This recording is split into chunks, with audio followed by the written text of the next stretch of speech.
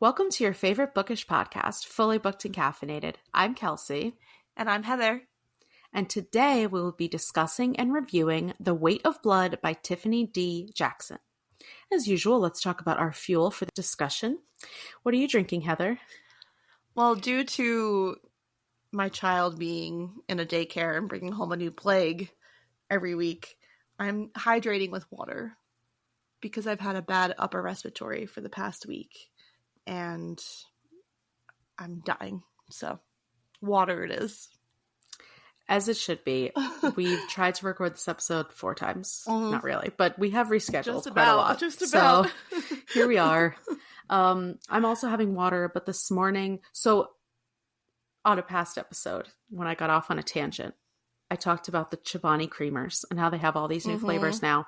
So I did get the cinnamon coffee cake. Okay. And it is very delicious, but you need so much of it to get the cinnamon be taste. Enough. But it does taste good. And Eric got the white chocolate mocha, and he really likes it too. So I don't remember if I've tried that one yet. Is that like a holiday one specifically? I don't think so, because they have a peppermint mocha and they have a pumpkin. So I'm sure that those are just the holiday ones. Oh, okay. Because I love the sweet cream. Yeah, the sweet cream is definitely my favorite. So I don't think I would buy this cinnamon coffee cake one again, but I do like it. It does taste good. So we'll see. Maybe I'll try their pumpkin one next, because you know I'm a slut for pumpkin. Anywho. Okay, cheers with our water. Hydration. Listen, we're in our 30s.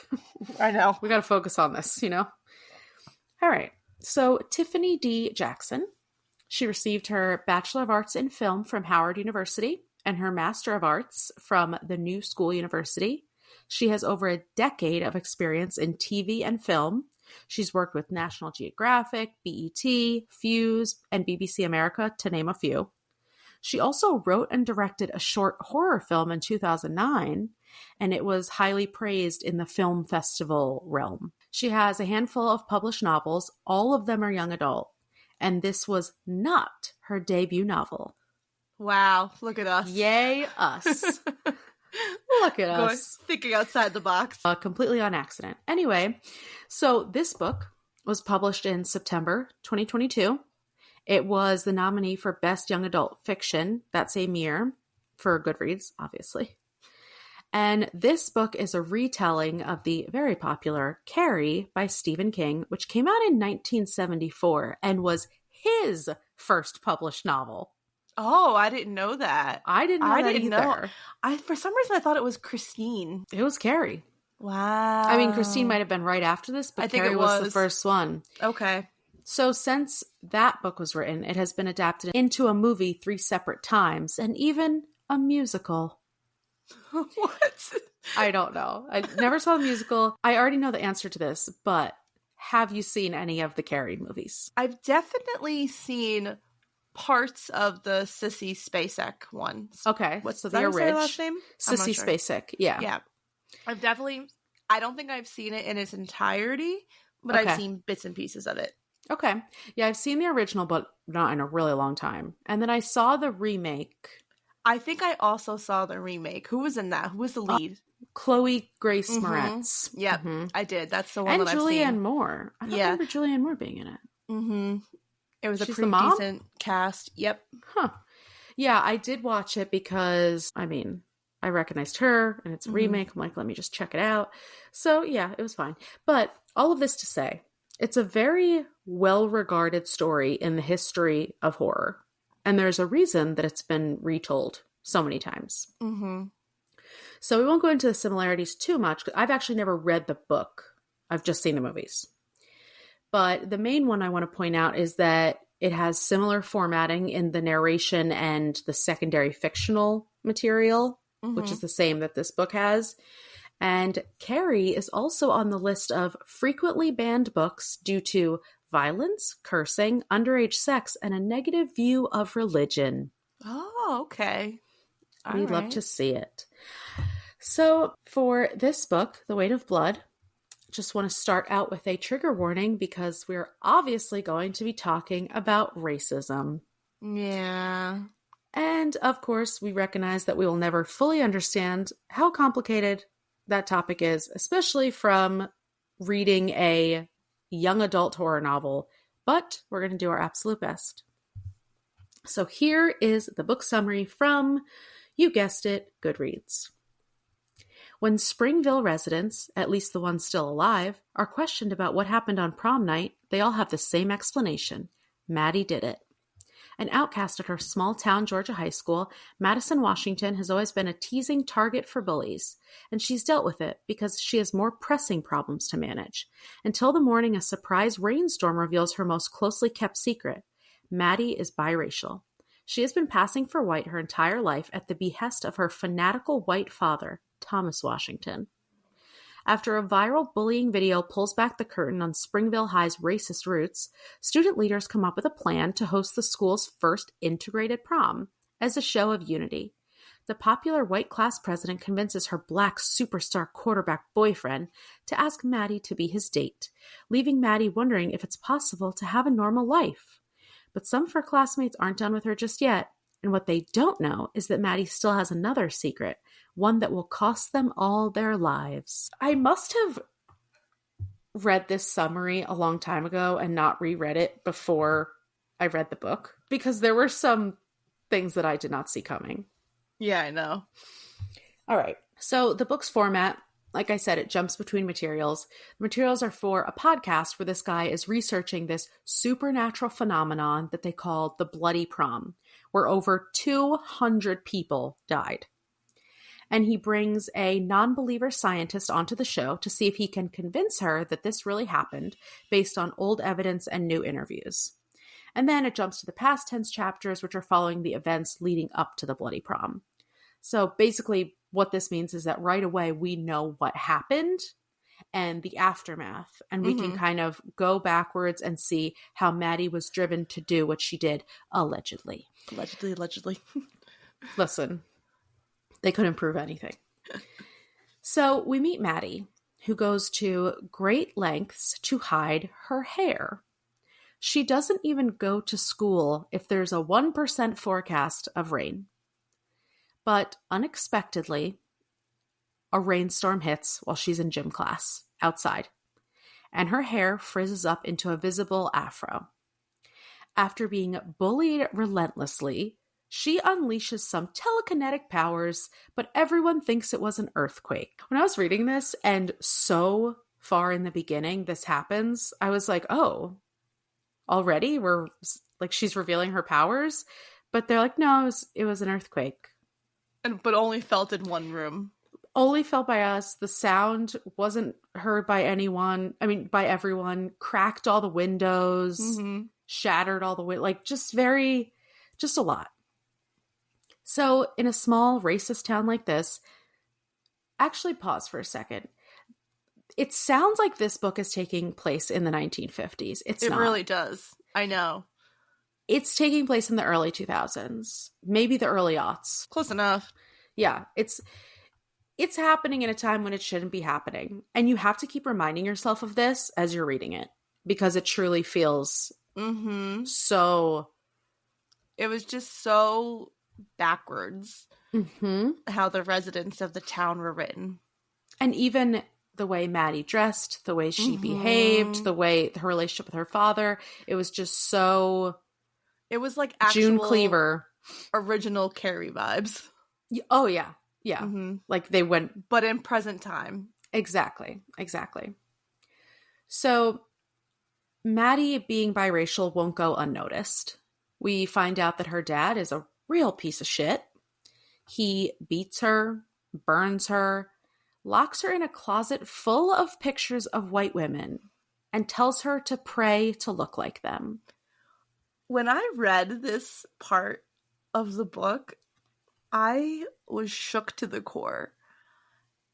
Can you imagine you have a biracial daughter and you force her to sit in a dark room and look at white women and just make her think that if you just look at these long enough that you can be a white woman? That's not how it fucking works. And that if you were a better person, you would look like them. It's all tied to this like intrinsic goodness. Then why sleep with a Black woman if you are so racist and you don't want to procreate, even unintentionally?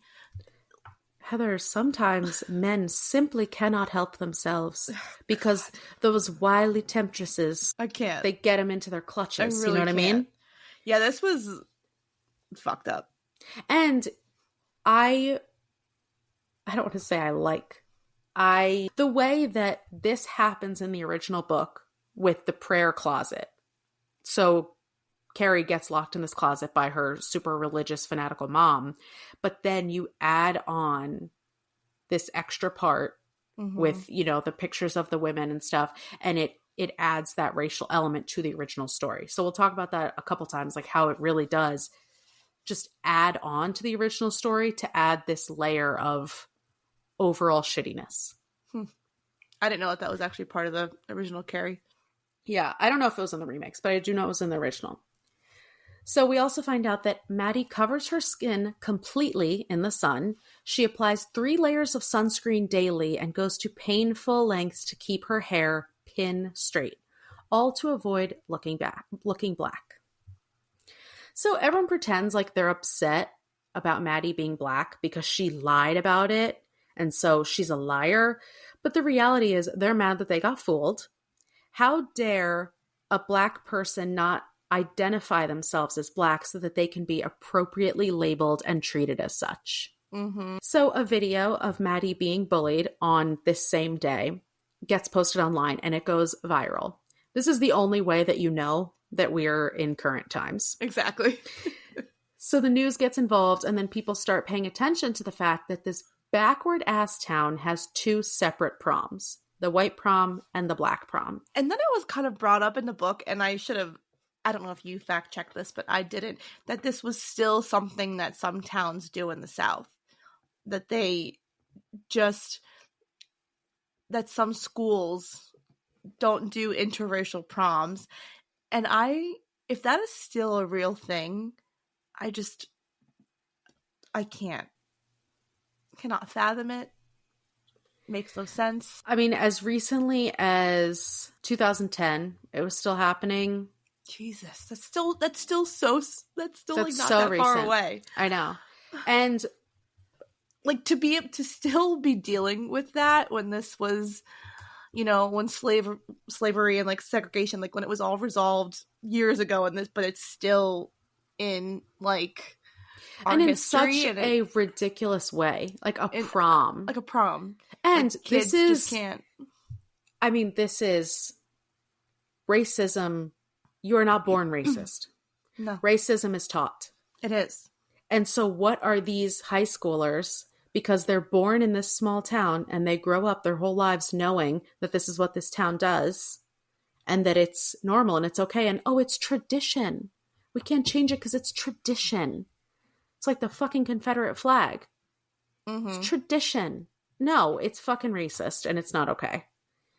And obviously, I'm sure that there are towns that still have this even to this day, but it's towns that it hasn't been reported on because then it would have stopped. You know what I mean? Yeah, that's true. That's a good point. So meanwhile, we meet more of our characters here. There's Wendy and Jules. Jules is the main bully, also the most racist and most popular. And Wendy is the enabler. Jules is slightly less popular and much less wealthy sidekick.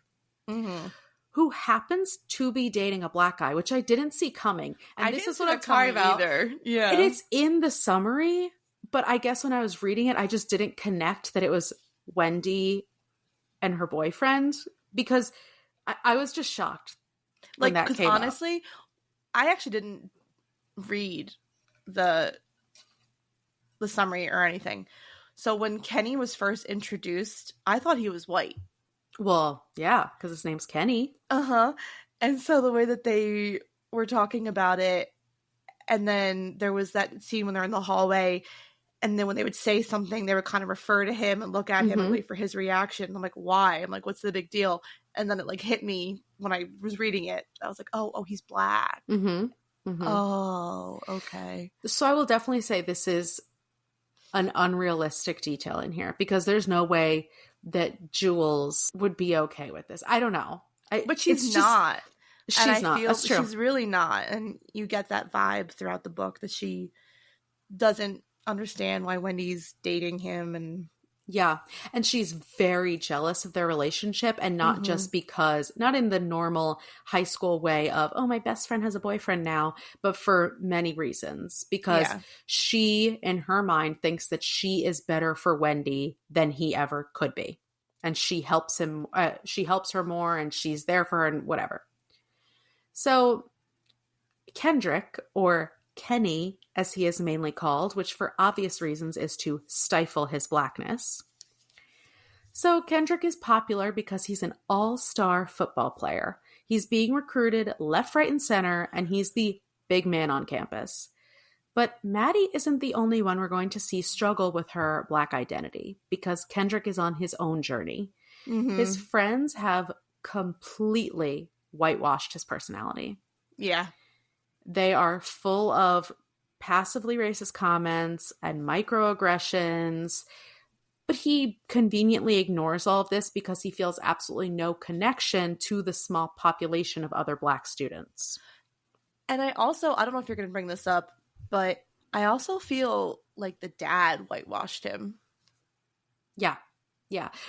I don't talk about that specifically, but I do talk about his sister. But 100%, his dad encourages him to stifle his blackness. Yeah. Because his dad knows, because his dad is Black, his dad knows that he's going to have more opportunities if he embraces that white side, that, you know what I mean? Like that image, and has that group of friends and doesn't hang out with other Black people. And he wants him to have all these opportunities through football. And he knows that his skills as a football player are not enough in society, especially in this small town where everything is so fucked up. So here's a quote from Kenny. Quote, "Who cares if he was the only Black guy in their crew? They never treated him different. They didn't see color." And this is a very common sentiment from white people, saying that they're not racist because they don't see color. But that is not enough, because the world does see color, and history does see color, and belittling or not acknowledging white privilege shows that you don't want to confront racism. You're not willing to admit that white supremacy is alive and well, not only on an individual basis, but in our society, in our government, et cetera, et cetera. It's the same reason, I'm about to rant, hold on. It's the same reason that all lives matter is fucking bullshit, that it isn't a valid position, because yes, all lives matter. And the phrase Black Lives Matter isn't saying that Black lives matter more than others. It's complete just that opposite. They matter in general. And it's pointing out the fact that Black people's lives are relatively undervalued, and that inequity has to be acknowledged. So if a person cuts their finger off with a knife, and their neighbor gets a paper cut, and the EMTs respond, and they have to give equal attention to both people because all boo-boos matter, how does that make sense? All boo-boos matter. All boo-boos matter. I feel like that's a good bumper sticker. It is a good bumper sticker. There's an inherent value that society puts on different races, and that's what we're talking about. You can't just ignore that and pretend that that doesn't exist and say, well, I'm not racist because I don't look at things like that. Yeah. By not looking at something like that, you are exhibiting that racism. 100%. So it's just such a sad thing to see from this Black kid saying, oh, but of course my friends aren't racist because they don't see color. They just treat me like anyone else. Okay, rant over for now. There'll be more, don't worry. Meanwhile, Wendy is all distraught because she is only a little racist. She is dating a Black guy after all. So how racist can she be, you know? And she doesn't want her scholarships to college to be rescinded because they're getting all this national attention because of their 2 proms. So she starts pushing for the prom to be desegregated. to help the school's image, and it turns into a very big deal. Obviously, because this town does not want to let go of their traditions, and we started this out by calling it the Bloody Prom. So anywho, we know that everything is leading up to the prom. Yeah. So while this is all going on, there are racially motivated protests sparking up around the country. So there's an added level of tension. We know exactly what that's like. We've been through it. So I want to cue the next rant so quickly. I want to talk about a quote from Jules that infuriated me as I was reading. So they're talking about the reason for the protests, and Jules says, quote, something about some kid getting killed for doing something he wasn't supposed to be doing in the first place. Yeah. I almost threw my fucking book, except it was a library book, so I did not. But what is this bullshit level of thinking? And it comes up every fucking time a person of color is killed by the police. Well, what were they doing to have the police there in the first place? Whether they were doing something quote unquote wrong or not, it's not up to some fucking beat cop to decide that they should die for it. And for the record, cops aren't supposed to be killing innocent or guilty people. And it's just, it struck me that it's such a small comment in this book, but it portrays this much bigger picture of racism and police and the fucking Blue Lives Matter crowd and how they try to justify these horrendous, inexcusable actions. And to her, it's just this throwaway comment about, I don't have to worry about that because that kid deserved it. Character was just infuriating in general, which was entirely the point. I recognize that.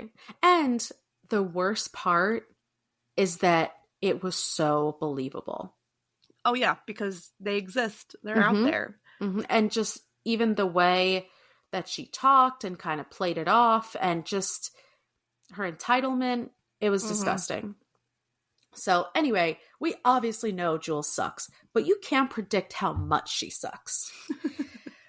Because during the Halloween in May pep rally, which by the way, sounds amazing. Halloween in May? Okay. Oh, when this happened, this scene. I didn't see this coming either. No. So Jules comes dressed as Maddie, complete with blackface. Yeah. And she doesn't see anything wrong with it. Of course not. And none of the other kids see anything wrong with it. It was just a joke, Heather. It's funny. And then Kenny's overreacting because he's making a big deal about it. Finally, this sparks something in Kenny, and he gets pissed. But no one else is mad at Jules. And she's confident that her rich dad will get her out of any issues. And even people who pretend to be mad at Jules, like Wendy, are just mad that she made waves, not about what she actually did. Exactly. So we do have our one semblance of a white ally, Mrs. Morgan, who is a white teacher. And she comes up a lot because she was the teacher in the classroom where Maddie was being bullied, where the video was taking place. And she's really worried about Maddie, and she tries to get the principal to take the bullying seriously. When that doesn't work, she makes sure that what Jules did is the last straw. And thankfully, Jules gets a few consequences, only because of the national attention now on the school because of her blackface incident. And that's the only reason for this retribution. Otherwise, 1,000%. she would still be walking those halls. She would get a slap on the wrist. That is so disgusting because the school doesn't want to look bad because they're allowing a racist student to continue the bullying and the audacity of what she's doing to occur. And such a public display, just so obvious and so provable. You know, like it's not just some offhanded comment that you take out of context. This is something. Yeah. And the school was already on the media's radar, which is how this was caught in the first place because of the prom. So then this incident, now it's really getting out of hand. So she's not allowed to attend school for the rest of her senior year, even though she's going to graduate and walk at graduation. She just has to stay home. Good for you. That sounds great. But I did like that her like college scholarship, her college admission and everything, full ride, got rescinded immediately. So Texas A&M, her dream school, rescinded her acceptance via Twitter. Mm-hmm. Incredible. And I love this because we have seen this happen. Yep. So many times. And it's well deserved. Mm-hmm. Just be a decent human being and this shit won't happen to you. And stop blaming everyone else. Yeah, exactly. For what you did. Mm-hmm. And not even be a nice person. Fucking ignore Maddie. Just ignore her. Yeah, I don't understand why she garners this attention. Like, she's not doing anything to you. Exactly. It just doesn't make any sense. Like, okay, so she's like a little weird and she smells and she wears clothing from the 50s. Okay. Does it affect you in any way? It's not like she's following them around begging to be friends with them. She wants to be left alone. Literally, she's just a lonesome girl. That's all she wants. She doesn't want to be seen. Mm-hmm. So just leave her be. Like, it's... And she does absolutely everything in her power to be as invisible as possible. And I think that's what's so upsetting about the whole concept of this book is, like, that happens every day. And it's just... Mm-hmm. I don't... You know, when you're a teenager...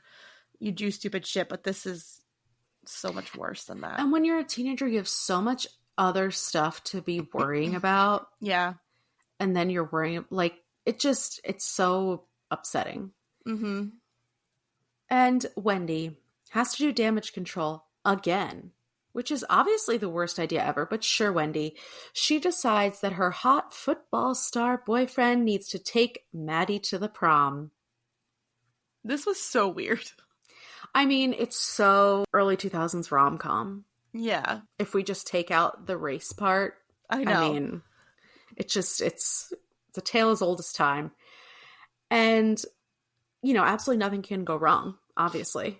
No notes, obviously. Wendy. So Maddie is understandably skeptical, but she agrees because Kenny is really insistent and she wants to have one day as a normal girl. Now, she's not fully bought in, and she keeps the little nugget in the back of her mind that they could be playing a trick on her. Mm-hmm. She doesn't buy a dress until like the day before. She really waits till the last minute because she's waiting for Kenny to laugh in her face and be like, you really thought I was going to take you prom? She's waiting for the other shoe to drop. Exactly. So... Meanwhile, Mrs. Morgan shows Maddie that she'd been taught the wrong history surrounding civil rights and desegregation her whole life. And once this door is opened, Maddie is obsessed.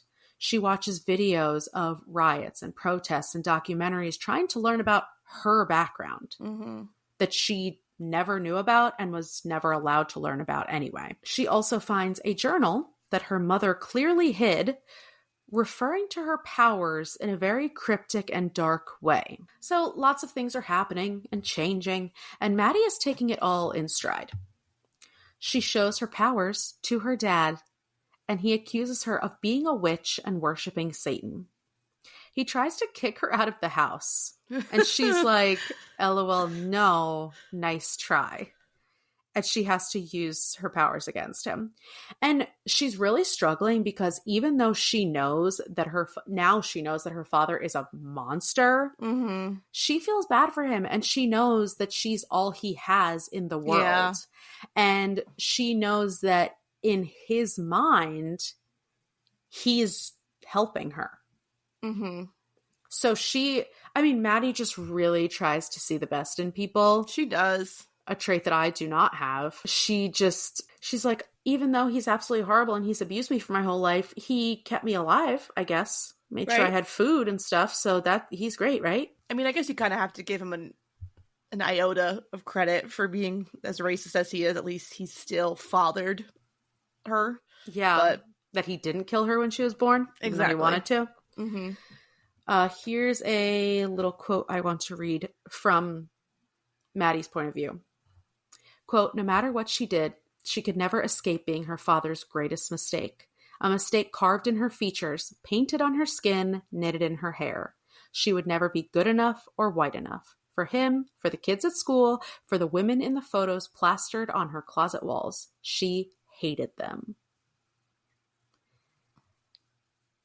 And the fact that she knows it. She knows that she's never going to be good enough. She's never going to be white enough. She can pretend all she wants. She can put the sunscreen on. She can straighten her hair, but she's never going to, like you said, she can't change who she is. It's not just going to go away. You could pray as hard as you want. Yeah. He can try and beat it out of her. That's not the way it fucking works. It doesn't work like that. And she knows that, and she has to live every day knowing that no matter how hard she tries, because she takes care of him, she cooks for him, she does everything he wants her to do, all this stuff. She tiptoes around him so that she doesn't piss him off. And every day she has to know that that's for no reason, because he's still going to despise her. Exactly. So, like I was saying before, horrible racism aside, this book is just so typical high school rom-com in that Kenny is forced to play football, and even though he loves football, he's pressured by his dad, and he knows people kiss his ass just because he's good, and he gets into the typical fight with his dad about whose dream this really is. Yeah. Who really had to sacrifice, you know? Loved it. So predictable. It was giving a Cinderella story with Chad Michael Murray and Hilary Duff. And of course, there's a love triangle and prom and all the important high school things. Yeah. But we're supposed to hate Kenny's dad, not only because he pressures Kenny, but also because he hates Kenny's sister, seemingly because she's black. That's wild. Even though he is black, because he is her father. He just hates that she embraces and flaunts her blackness. Or should I say that she gives a shit about her blackness? I was just going to say, you should be proud. And that she actually wants to change the horrible treatment. And he's like, can't you just sit down and be quiet and go with the way things have always gone and stop making waves and stuff? It's the same exact sentiment. It's just obviously so much worse because he should be teaching his kids how to embrace their history and themselves and to fight for being treated like a human. Exactly. Kenny starts to feel like he is way behind in not only embracing his blackness, but also accepting it at all. And he feels like the first way to start acknowledging it is to reach out to Maddie. I don't know. Because, you know, she's black. Not that you knew until I know you saw her hair. But yeah, I'm going to definitely reach out to Maddie. And that's all. Of all people. To learn about my blackness, let me talk to one who's been trying to hide it her entire life. The least black person ever. So he starts spending time with her without telling Wendy, under the guise of not wanting to go to prom with a complete stranger. Okay, Kenny. So after they start to spend time together, Maddie is harnessing her powers and basically controlling Kenny's thoughts, so all he thinks about is her. And to absolutely no one's surprise, Kenny doesn't really want to be with Wendy because she sucks. Yeah. And he finds himself craving Maddie's company because he doesn't have to pretend around her. He can be himself. He doesn't have to put on this big man on campus front. He doesn't have to talk about the future. He doesn't have to talk about all the things stressing him out. They can just exist together, and he's just getting to know someone new. And she asks him real questions, like, tries to get to know him. Exactly. She wants to know him genuinely. She doesn't believe in the facade that he's putting up. She's obviously talking to him because of who he is as a person and not for anything to do with his football career. Yep. But Kenny has got it bad. And it's hard to tell if it's fully Maddie's doing or if he just really doesn't like Wendy. But he's daydreaming about her, envisioning their future, planning out his life with her in mind. So what do you think of this? Was this Kenny's actual feelings and being unhappy with Wendy, or was this Maddie's powers? I think it's a little bit of both, because I wouldn't consider like telekinesis as something to make people feel a certain way. It's not like she's some like witchy woo-woo and she's, you know, making him feel a certain way.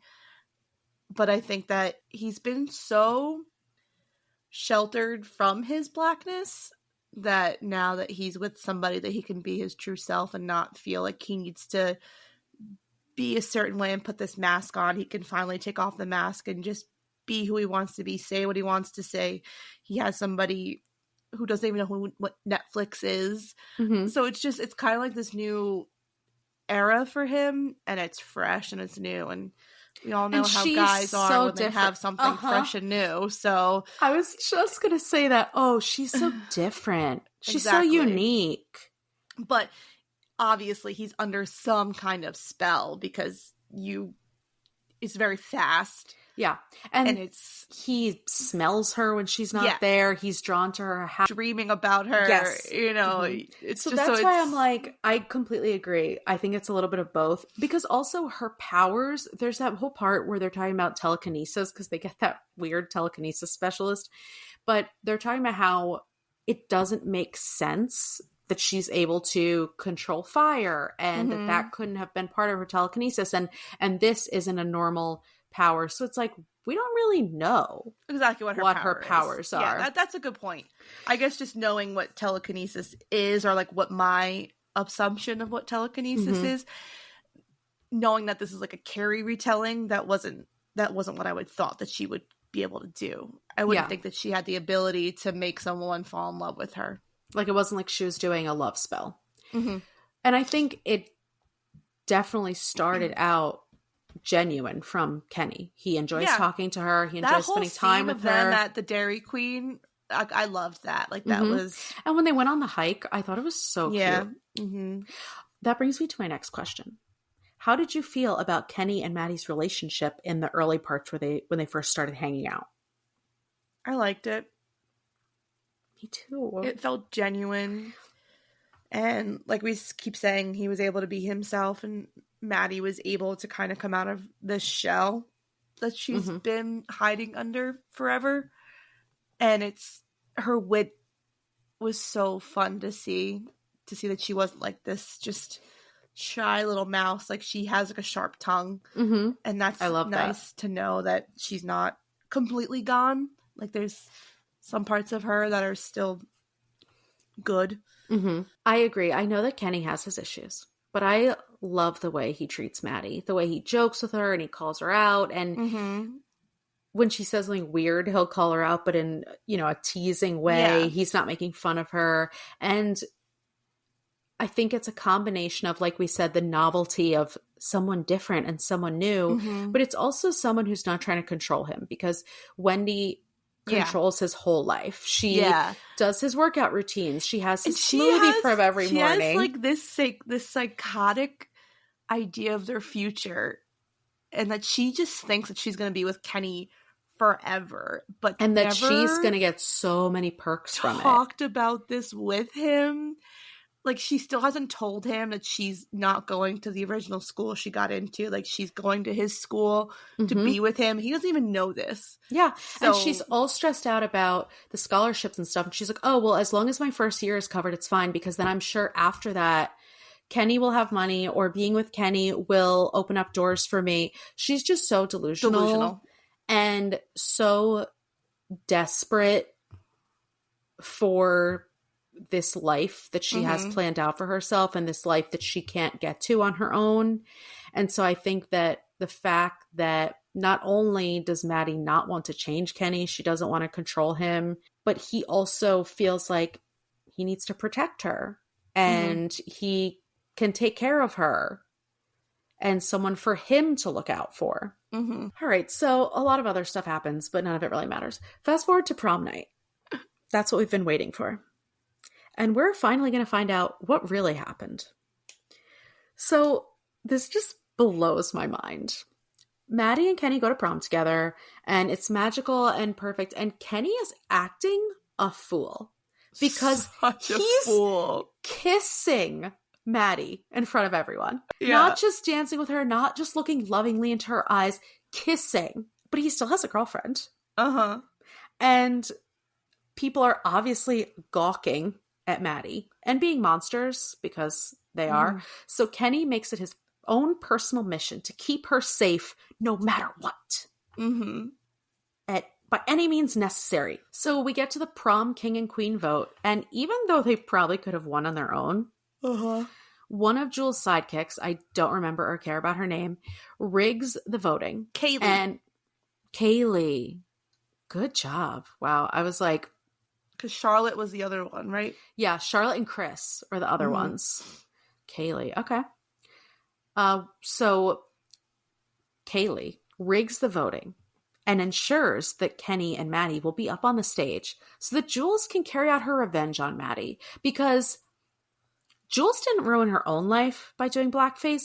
Maddie ruined her life by being black. Make it make sense. By making the school get attention because Jules threw a pencil into her hair. Somehow it's Maddie's fault, okay? That the point is, it's Maddie's fault. Maddie ruined Jules's life, and now she can't go to Texas A&M, and her daddy is mad at her. In true Carrie fashion, something is emptied over Maddie's head. And in this case, it's a bucket of white paint. Because Maddie wants to be white. Yep. Good job, Jules. You're so smart. Yeah. You're so, wow. So it starts to stir the sleeping bear within Maddie. Well, it hasn't really been sleeping. But it's been tame. Yeah. It's like been waiting to come out and fight. It's been waiting for Jules. Yeah. So Kenny charges out of the prom with Maddie in tow. She's covered in white paint. Her hair's frizzing up again because it's getting wet from the paint. They head over to the white prom, which is happening close by because obviously they have this, they call it the all-together prom. Yeah. But the white kids still wanted to have their own prom. So they're like, yeah, you guys do that. We're still going to do our own thing. So they head over to the white prom where his sister and other protesters are outside picketing the white prom. There are cops there to ensure everything stays organized because the media is, of course, capturing everything. And there's nothing really implied in this book. Like, you know exactly what is coming from the moment they introduce the trigger-happy cop. Yeah. And it goes exactly as expected. Kenny tries to get into the white prom because he knows that his quote-unquote friends have done this to Maddie, and he wants to confront them. So he's up against the cop line, and somehow he gets jostled and tumbles into the trigger-happy cop, who proceeds to beat him bloody and lifeless with a baton. Now this is what finally pushes Maddie over the edge. Because Kenny was her glimpse at a different future.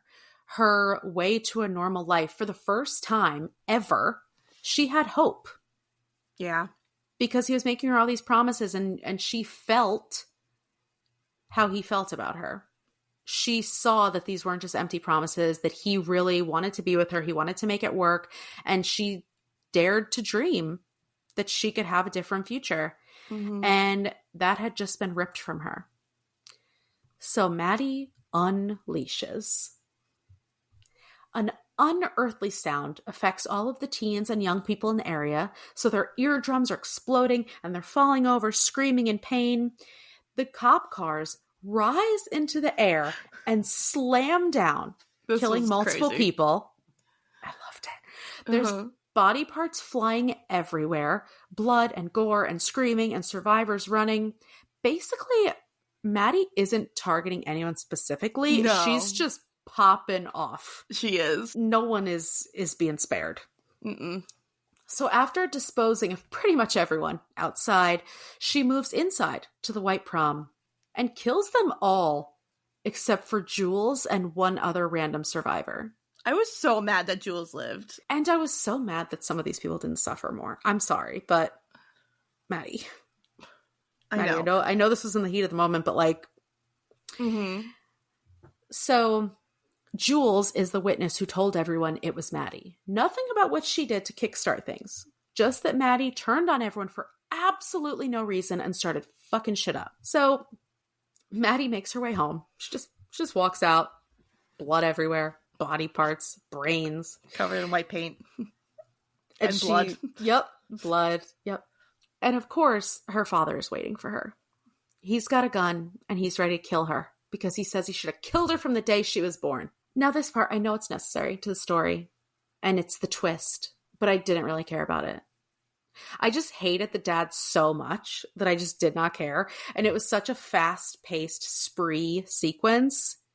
And then we have to slow down and have this chat with her Looney Tune racist father. But anyway, long story short, her mother wasn't the one with the powers. It was her dad's mom. And I actually liked this. I liked it too, but I didn't like where we learned of it. Yeah, like I didn't see that coming. Like I really thought that she got her powers from her mom. So when it turns out that it was actually from his side of the family, and it was, you know, his mom had the powers, and then when he was born, he didn't have them, so he was like useless or whatever. Mm-hmm. And then when Maddie was born, he would hope that it had skipped her, but it didn't. Mm-hmm. And so I really didn't. I was so shocked by that. I agree, actually, because everything else is so obvious. Mm-hmm. And Yeah. this was not obvious. And even the journal, and you're like, oh, of course. Yeah.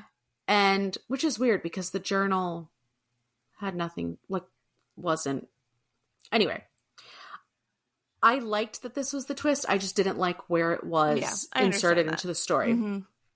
So he knew that his child would come out the same way as her, and he was doomed to try to protect her and stifle her in order to keep the world safe. There's obviously a lot of blatant racism thrown into this conversation, but it all boils down to him shooting Maddie in the shoulder, and then after a struggle, he turns the gun on himself. Yeah. Meanwhile, Kenny is alive. Somehow his sister carried him to safety, and Wendy finds them, and Kenny is like, hey girl, go get Maddie. Hey girl. And Wendy's like, no, I'm Wendy. And he's like, I know who you are. Go get Maddie. And she's like, what? And he's like, you heard me? I need Maddie. And for some wild reason, she does. I know. She goes to Maddie's house and she gets her out before the cops arrive. And it's implied that Wendy drives her out of town to safety and that Maddie could still be alive, which has been unknown this whole time. And it's a big topic of the podcast because they never found Maddie's body. Yeah. But everyone else died. So they're like, oh, Maddie must have died. Granted, they never found a lot of bodies because of the fires and the overall carnage, because some people were just in a lot of pieces, but it leaves that little mystery of Maddie knowing the truth and never answering for it, never explaining herself, never being able to tell her side of the story. So the only thing they have is Jules saying Maddie did it. Mm-hmm. And they can't even figure out how she did it, because how could she make these things happen? If you don't believe in telekinesis, you're not on board here. But then I also feel like there's that little nugget of, did Kenny go be with her? Okay, so yes, that is... So apparently some versions of this book have an epilogue. Mine did not. Yours did not. No, mine didn't. The only reason I know there is one is because in one of the discussion questions on Goodreads, someone was talking about it, because someone asked the question that I was wondering, what do you think happened to Kenny? And someone answered and was like, there's an epilogue. We know what happened to Kenny. And I was like, so we're going to pretend that never happened. And I'm going to ask you, what do you think happened to Kenny? I think that Wendy probably told him where she went. And so he went after her, because they say like his body was never found either. Mm-hmm. And it was, you think that he died, but when you get to the end of the book, you just find out that he was alive, that he survived. So where did he go? Mm-hmm. And they find out that, I mean, we know that Wendy put Maddie in the trunk to drive her somewhere, and that she was seen at a gas station going towards a different town. Mm-hmm. And that's how she got out alive, basically. So yeah, it's definitely implied that they ran off together and then went into hiding and lived the rest of their lives and hopefully had a happy ending. Yeah. Because she killed a lot of people for him. Like, I know that people say, like, I would kill for you, but she massacred. She said, put your money where your mouth is. Because she said, hold my beer. She said, hold my beer, because look what I did. Look at this. And Kenny was like, I would have done the same for you if I could have. You know? Kenny's just so infatuated with her that she could probably shoot him and he would still be like, I love you. So, you know what? You're right about that. He'd be like, who made you do this, Maddie? All right, so let's what is the epilogue? Do you know what the epilogue was? Oh, yeah. Apparently they run off together and they move to South Carolina. Where her mom is? I don't know if in the epilogue her mom is alive or not alive, but they move there and they have kids together and live happily ever after. But also, like, how do you survive? Like, you're teenagers. Listen, I don't know, but... But I would have to assume that she does find the mom because the mom knows what she is. Mm-hmm. And so the mom would obviously take her. The mom wanted to take her when she left, and the dad was like, no. Yeah, that I was happy that they revealed because, well, Maddie didn't know. Maddie thought that her mom had died during childbirth. But then she finds out. She finds, like, when those she letters. gets the journal. Yeah. She finds out that her mom didn't die during childbirth. So she's like, oh, so my mom just left me and didn't want me. Mm-hmm. So I was happy that the dad revealed to her that it had nothing to do with that. He sent her away and made sure that she stayed away. Yeah. So yeah, I would agree that they did find the mother and she helped them hide and kind of ride it out. So let's talk about Maddie's guilt. There's a quote at the end of the book that I think really sums up the not guilty argument, which is from the woman that they brought into the podcast. So she says, instead of holding the community at large accountable for their actions, everyone has continued to place blame on the greatest victim, creating a monster out of a young girl and using her legacy as a scapegoat to avoid self-reflection. The very title of this podcast, Maddie Did It, shows a lack of understanding of the consequences of one's actions. To me, Maddie didn't do anything. So whether she was a witch or not, alive or not, is inconsequential to the larger issue at hand. And that's the whole point of this book, showing that, yes, Maddie unleashed, but she was driven to that. So what do you think about this? I mean, not do you think Maddie's guilty? We know that she did it, but what do you think about Maddie being guilty or being called guilty? You know what I mean? Well, it's hard to call her guilty for her actions when this was kind of all brought upon her. Like, she didn't ask for this. She didn't ask to be bullied. She didn't ask to be black or white. Like, she's just living, and she's being taught by her racist father to be a certain way. So she's just going through life doing what she's been taught. And the bullying and what happened at prom, and just feeling like she's just felt like so left out her entire life, and like alienated for no really good reason, like literally no reason. She did nothing wrong. Mm-hmm. So the way that everyone's treating her is uncalled for.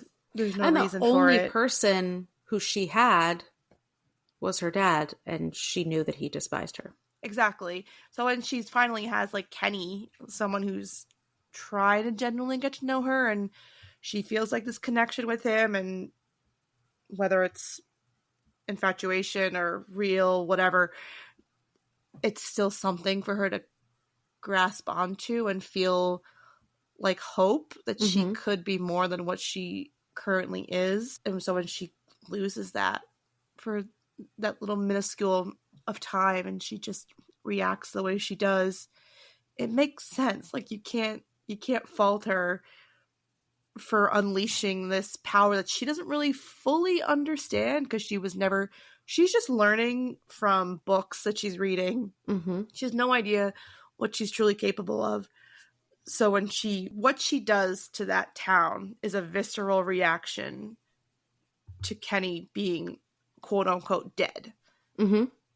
And that what she did to that town, that was her grief. Mm-hmm. And I think that's a really important point, that these powers, she doesn't know what to do with them. And her dad knew that she had these powers. So he had an obligation to explain them to her, to show her how to tell her she needed to figure out how to control them. Mm-hmm. But instead, she discovers them at such a tumultuous time, so late on in her life.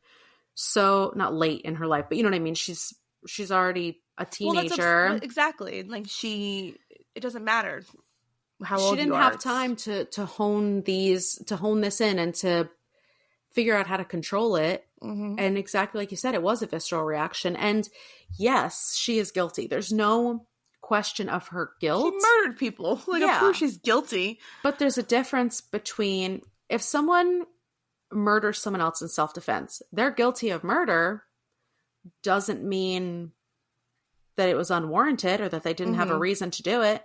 So yes, she's definitely guilty, but she was driven to that she was a victim, she was bullied, and she's not the only guilty party, because look at what all these other people have done to her.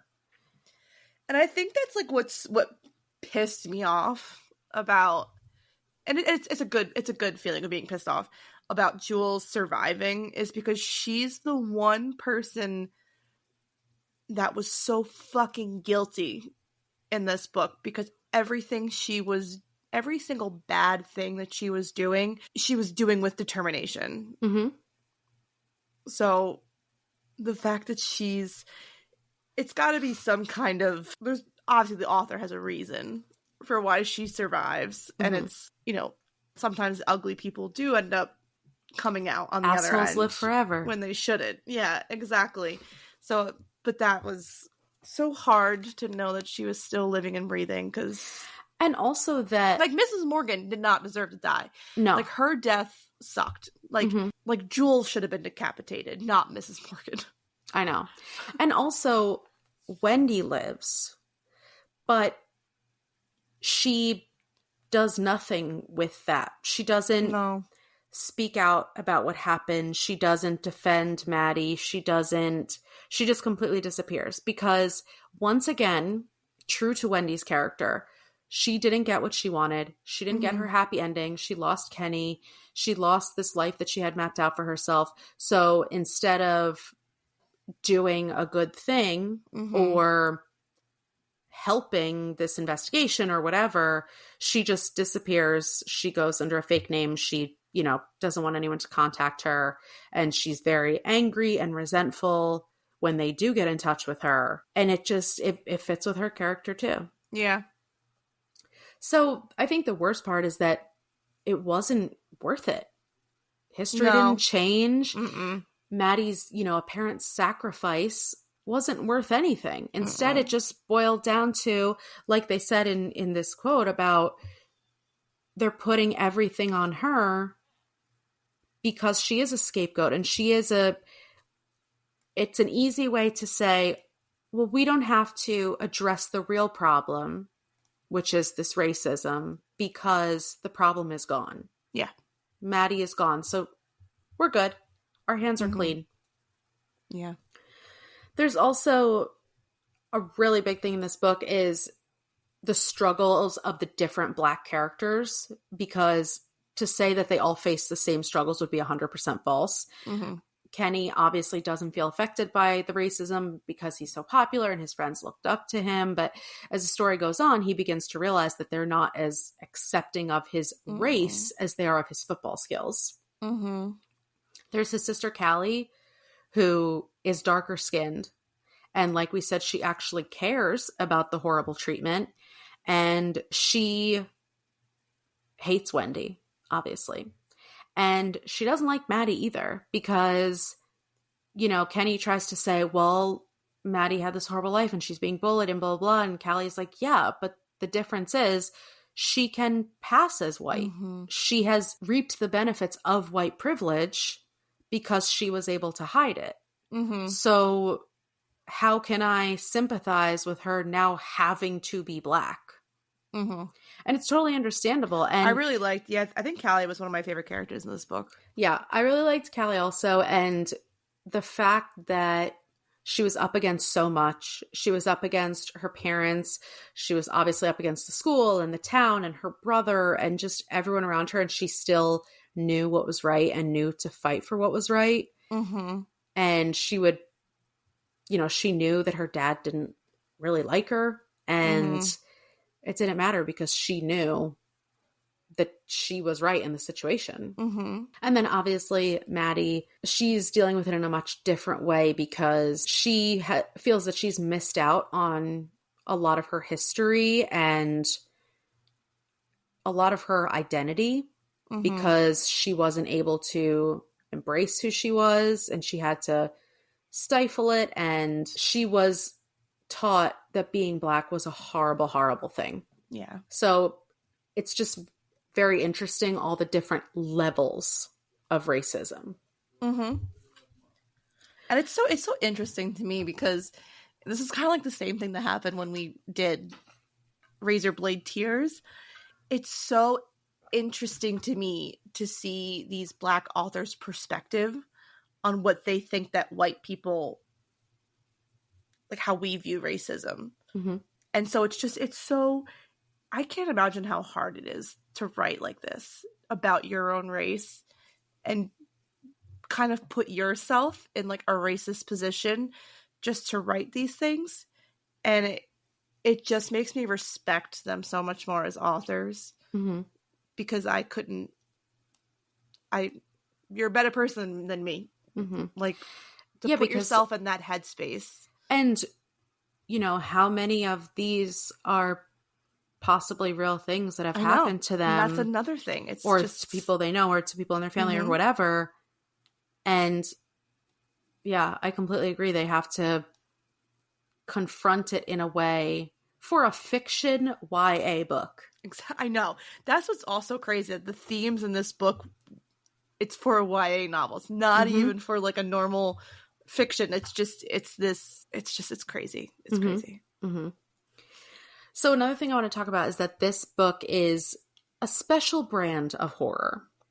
So horror in general feeds on what our fears are to scare us. So that's why they have psychological horror, and then they have paranormal horror, all this stuff. But in this type of dual horror, it's combining the supernatural or the fictional horror with societal horror, which is more understated, but much scarier because it's real and it reflects reality in an even scarier way. Because people can say, oh, I don't believe in telekinesis. Oh, I don't believe in ghosts. I don't believe in this, that, and the third. But racism is real. And you can say that you don't believe in it. You can say that it's not alive and well, but it is. And history shows that. So it's a deeper fear because it's true. Yeah. And in that light, I love the way that these issues in this very small town, and even in Kenny's family, were symbols of these like much larger systemic issues. And I really like this in horror books. We talked about it even in September House with the abusive relationship. It's just a microcosm of the larger picture. All in the lens of horror, which makes it even more multifaceted than just a general literary fiction. Yeah. So I personally really like when, especially horror books, do that, because, like we said, it's kind of like the extra layers of scariness. Yeah. But also it is entertaining and it is scary, but then it gets you to think about all of these much deeper things, and not in a way like The Measure did. On the nose. You know what I mean? Yeah. This is kind of, it's so much more fictional. Yeah. But it's there. You know what I mean? Just because it's fiction in this doesn't mean it's not. Exactly. Not real for someone. And like we said, I mean, how many times did we even say in this review, it was so believable. This character was so believable. It was so realistic. All right. Anything else you want to discuss before we get to our ratings? No, I actually think that we talked about everything that I think we stuck out to me. All right. So our rating scale is high school tropes. I like there were a lot. There were a lot. Yeah, there really were. All right. So how many high school tropes did you give this book? I rated it 4. It was a solid book. Like, realistically, it was good. I liked it. The writing style, you could definitely tell it was YA. Like, came across as YA. But it was just a really good story. Some of it was just, like, some of it wasn't super believable. Like, Kenny being obsessed with Maddie that quickly was kind of a little far-fetched for me. But the way that everything was told, and I think it was a really good retelling of Carrie. And I just have a lot of respect for authors that really dig deep into their own societal issues and aren't afraid to kind of call other people out on their shit. And not for nothing, don't try to whitewash their gift to be more commercial or to be more marketable or whatever. Yeah. But write about things that are real. And in a fiction book so that people will actually want to read. How many people do you know that actually read nonfiction just on the regular? Once in a while, yes, but you know what I mean? I gave this 4.5 high school tropes. I loved the bloody prom scene. I loved it. I think the author did a good job of getting you into each character's perspective. And you mentioned this too, how she got into even these racist people's perspectives. Yeah. And so you were able to understand their motivations and their flaws. I went 4.5 because I didn't like the format. I don't mind the format with the podcast inserted in, but it just... I agree with that. I wasn't a huge fan of the formatting of the novel, which is why I get it read very YA to me. Yeah, and it felt very choppy. Yeah. Like the podcast parts just didn't really fit. And obviously we know that this is done very often and it can work, but it just didn't feel seamless. And like I said, I liked the twist with the dad, but I just felt like it was the wrong timing. And I agree, this is obviously YA, and it confronts a lot of serious topics, which some people want to ignore when they're reading. But I personally like these kind of books where they actually make you feel something other than just scared. And I also really like how the book was obviously a retelling, but with that added racism element, it allowed the author to have a whole separate storyline in addition to the original. So it was like an enhancement on the original to make it more complex, to make it resonate more with the author. So I liked that, but then it still was so clearly a retelling. You know what I mean? Like, I felt like it was good balance. It was, because I like, sometimes I feel certain things can be overdone, overplayed when they're trying to take an idea that someone else wrote and making it not necessarily their own, but putting their own spin on it. It's either going to be a hit or a miss. 100%. And I agree that this was definitely a hit. Yeah. And I want to read other books by her too. Yeah, she was good. All right. So thank you for hanging in there with us. We know this is an extremely sensitive topic and that we as white women are doing our best to discuss without coming off as white saviors or as ignorant or, but we are fully open to learning and evolving. So if anyone has any comments, concerns, issues, please, please, please reach out to us. And that's all we have for you today. If you like what you heard, please make sure to follow, subscribe, and rate and review the podcast on whatever platform you use. If you have any book recommendations or questions for us, you can email us at fullybookedcalfpod@gmail.com. Also be sure to follow us on TikTok and Instagram at fullybookedcalfpod to see our upcoming reads. You can also get a lot of book recommendations there. We post some good stuff. Thanks for checking us out, and remember, if you need us, we're fully booked. Bye. Bye.